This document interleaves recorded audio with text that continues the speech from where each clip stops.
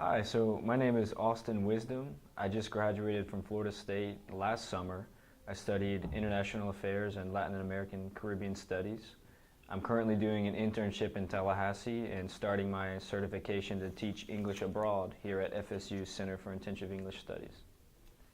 Well, it started when I went to Japan 2 years ago. I stayed there for 2 months and volunteered as a conversational English teacher.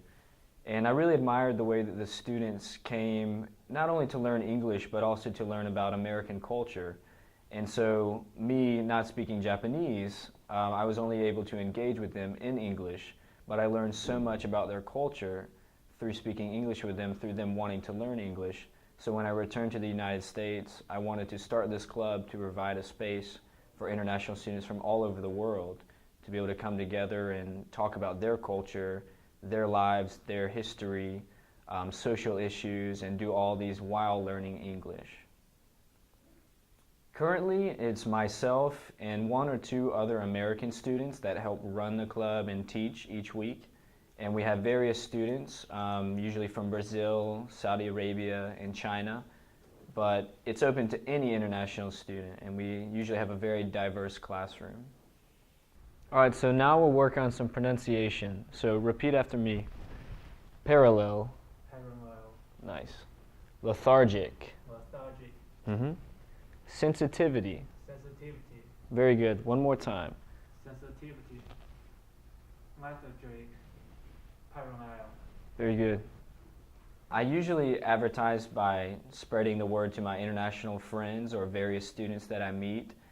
We don't want the club to be too big because we like for each student to be able to participate and have a deep conversation to some degree.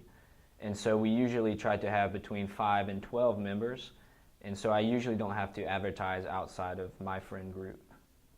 Yeah, I start out by teaching usually a slang word, a common expression that I use informally or that my other American friends use informally. And then from there we begin topic discussion questions, kind of like if you could travel anywhere in the world right now, where would you go? Or what is your greatest fear? Or what is something about your culture that is very different from American culture? And we use these as a way to get the discussion started, and from there usually each student has something to share about their background. And then we also practice pronunciation, and I teach an academic word at the end of the group. One of my favorite slang words is to say freak out, which basically means if you get really angry or upset about something, you can say, "Ah, man, I'm freaking out. I forgot I had a test tomorrow." You'll hear a lot of Americans say this, maybe if they're trying to tell their friends to calm down. They'll say, "Don't freak out, it's going to be okay." Can you think of any examples? No. No? Nice. Maybe one of the funniest experiences was with one of the Brazilian students who likes to go to a lot of the clubs in America and dance and have a good time. And he was so shocked by the way that American girls sometimes dance with American guys or with other guys because it's very physically close. And he was telling us that in Brazil it's common for people to kiss whenever they are inside of these same club settings. But here the American girls would not kiss him. And so he was extremely surprised because they would dance very closely with him and they would get very close to him, but they would not want to kiss him. And so he was so surprised by this difference in the culture that he was very confused.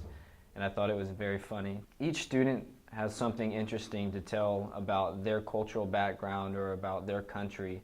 And so each week I learned something new about our differences, how to respect them more, and also how difficult it is for many international students who come to the United States. I've learned a lot about the challenges that they face trying to learn English, trying to study in another language, trying to find places to live and make friends in a foreign place.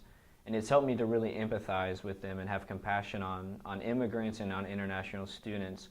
And it's also taught me the importance of dialoguing with people who are different from me culturally and ethnically, and how important it is to embrace diversity and provide opportunities for people to come together from all over the world and talk about their differences.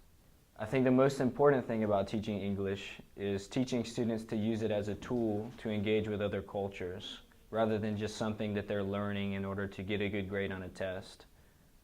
Each language that you know helps you to engage in other culture, helps you to share ideas and discuss important topics, and it teaches you cultural empathy. And so that's why every class I try to encourage my students to not only try to improve their English skills, but also to learn about different cultures and to take something home with them and to expand their perspective.